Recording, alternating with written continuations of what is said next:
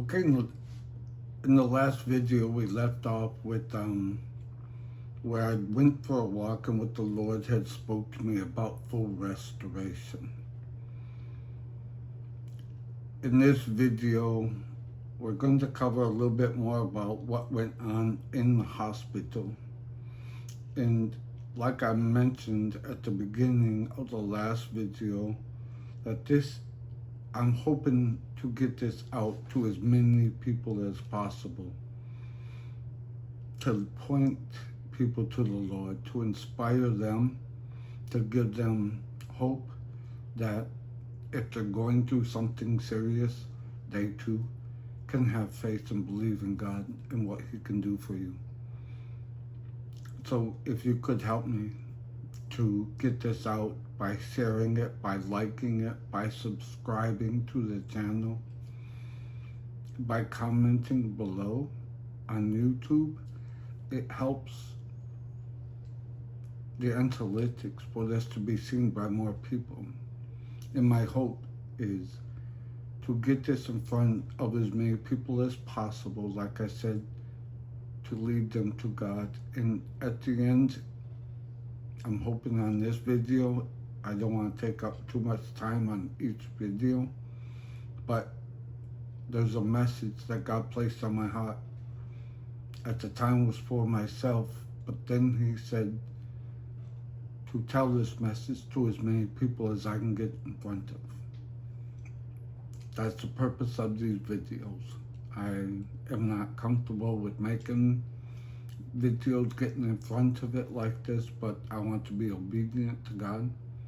And so therefore, that's why I'm doing this. Help me if you would, please, by sharing and subscribing and spreading it on your Facebook, Instagram accounts, however you can.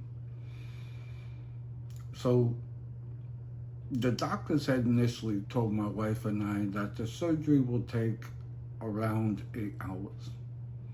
We got to the hospital at 5:30 in the morning, my daughter, myself, and my wife, and then we had friends that showed up from church, Mr. Keith and Miss Linda. They showed up a little while later.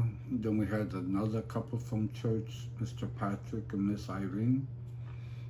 Good friends of Chris and I. We had family that was coming in up as well.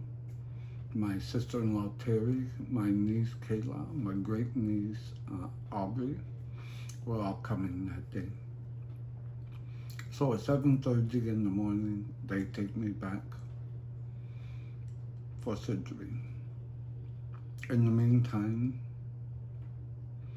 my wife and daughter and family and friends were in the surgical waiting room where many people were coming in for reconstructive surgery. Surgeries where they had in other places where they removed the cancer or the tumor, various parts of their face and head and body for that matter. And so they saw some pretty disturbing images. Some people, half their jaw was gone. Some people, there was a guy who had only half his forehead. And that was very horrific for them to sit through and then wonder what I was going to look like when they came out of surgery. Although I looked different, of course. I was fairly normal. I had, my whole face, jaw and everything. Just a lot of swelling and a lot of things hooked up to me. But it was a relief when my wife walked in. And afterwards, sitting and talking with her, talking with friends and family, it really kind of hit me on what that must have been like to sit through all day and wonder what I'm going to look like when I come out. I'm thankful that they had people of faith, strong believers strong faith, and the friends that I had there, Mr. Keith, Miss Linda, Patrick and Irene, wonderful people, wonderful friends. I'm grateful and thankful that they were there, praying with them, comforting them, because that 8-hour surgery turned into 16 hours. It was at midnight when my wife was able to come back and see me.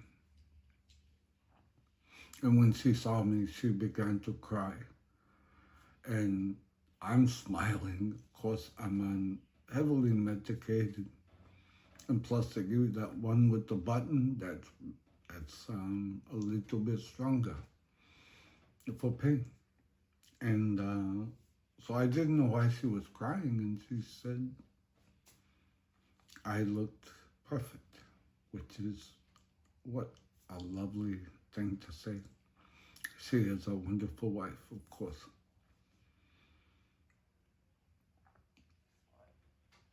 The next 2 or 3 days was spent in ICU, and my first dose of humiliation set in when the nurse assistant came in to give me a sponge bath in bed. Yeah. She cleaned me in areas that no other woman has touched but my wife. It was quite humiliating and embarrassing for me. But there's that little button. I may have used it during that time to unnecessarily just to try to block out everything, right? Throughout the day, we had, of course, the doctors, the visit, the nursing staff, always checking my vitals and what have you. And I had quite a few visitors over those couple of days. My family, of course, my friends, of course.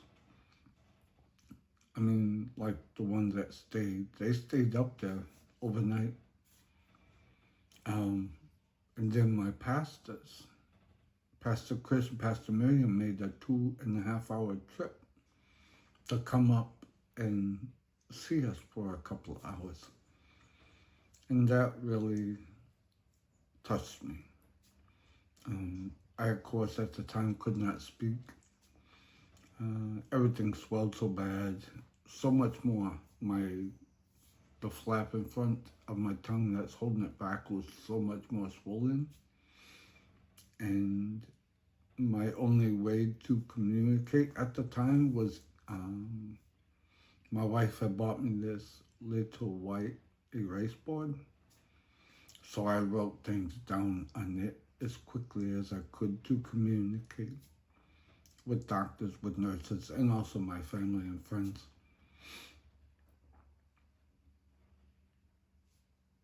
It was a trying time, though, having all those visitors and not sleeping during the night much because,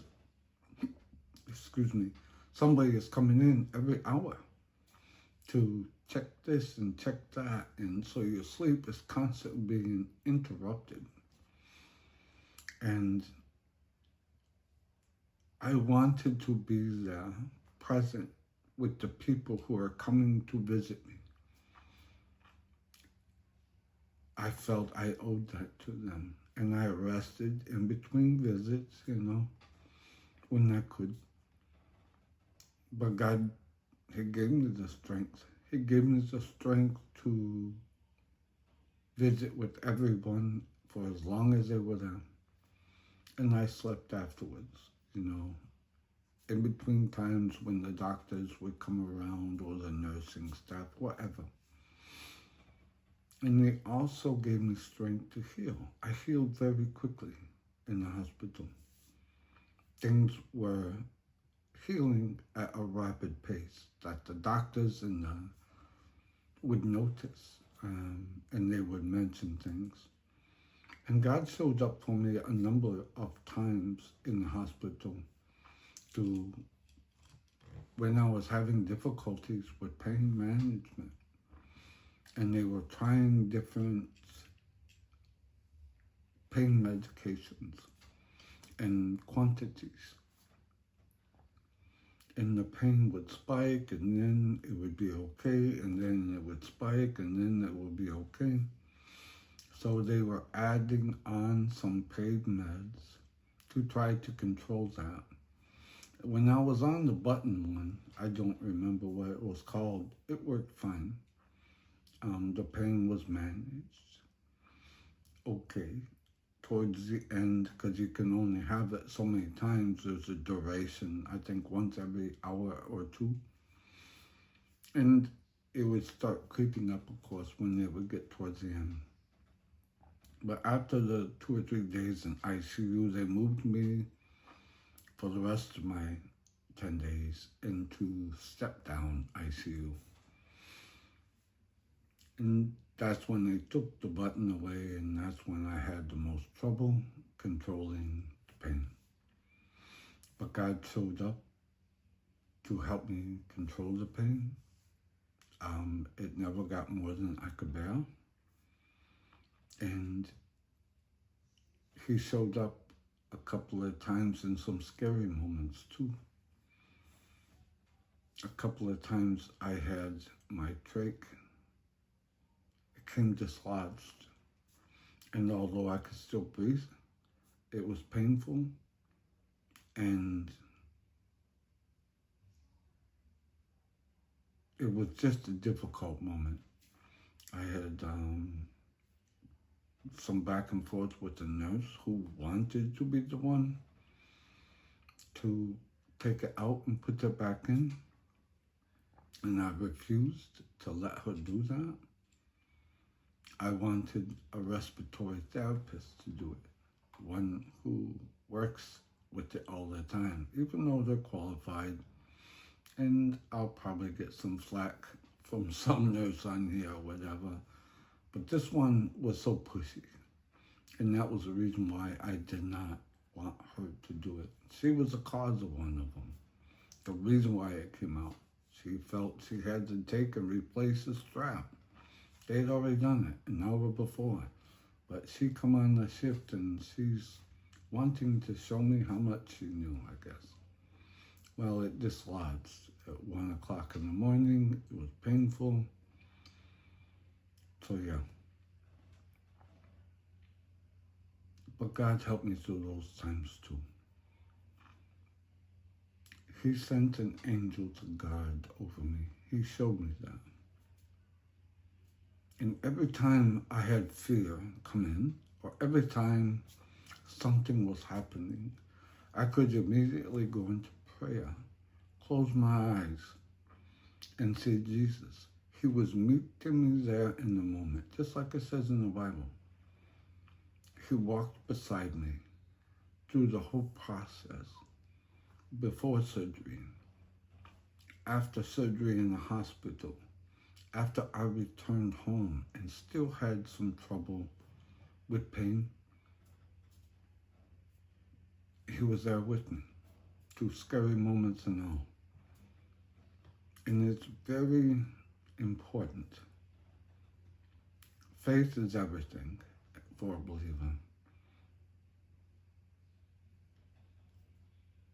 Anyways, I'll go on. After the 10 days, I went back home. Went back home, and we had a nurse that would stop by twice a week through the VA, visiting healthcare nurse. I don't know what you call them, but she would come by, check my wounds.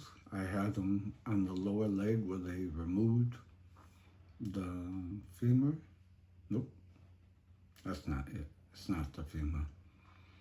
Fibula, the outside non-supporting weight bone. Removed it, plus took a great big graft out of my leg, which they stitched in the lower part of my mouth.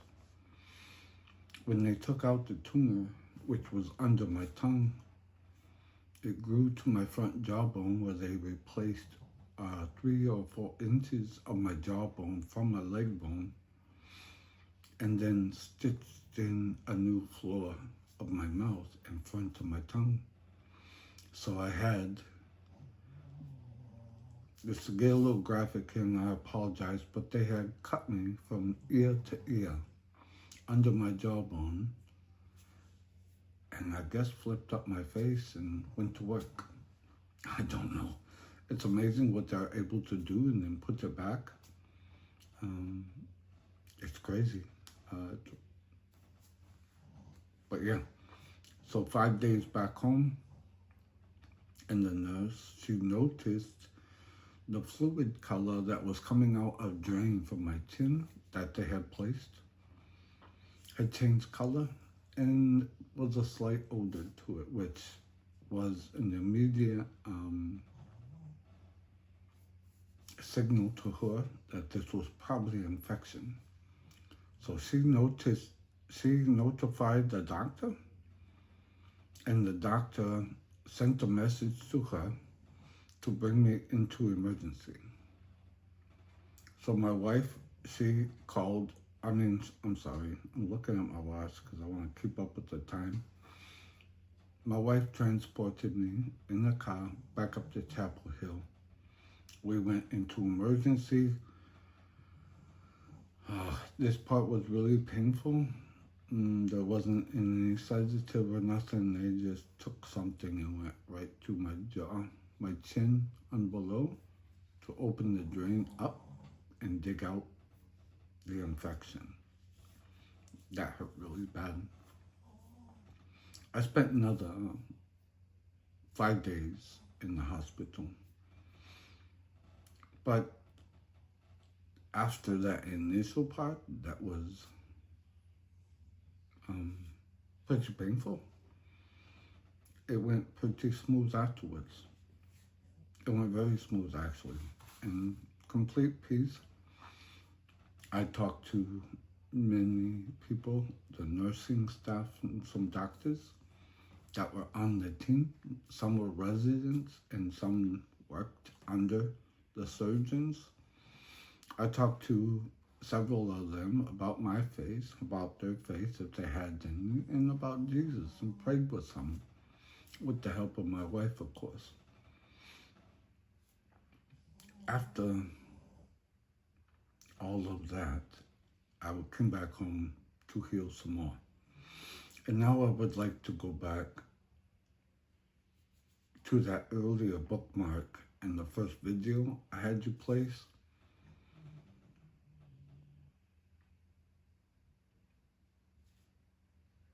I think I'm gonna stop the video right here and have a third part.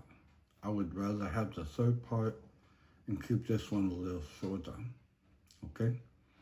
So, thank you again for watching this part, and I hope that you stick around and watch part 3.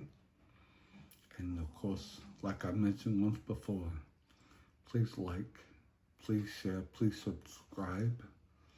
If you're coming from Facebook, when you click on it, it will bring up the YouTube within Facebook, but click Open App. If you click that, then you're able to subscribe. Then you're able to like it, then you're able to share it, then you're able to comment. So all those are important, of course, for the analytics to help spread this as far as we can, okay? I thank you so much. And again, reach out if you want to pray. If you have a prayer request, you can leave it below in the comments, and I'll definitely lift you in prayer. But if you want me to personally pray with you over a video call, I would be grateful for that and honored to do that as well. Again, thank you so much, and I hope to see you in the next video. God bless.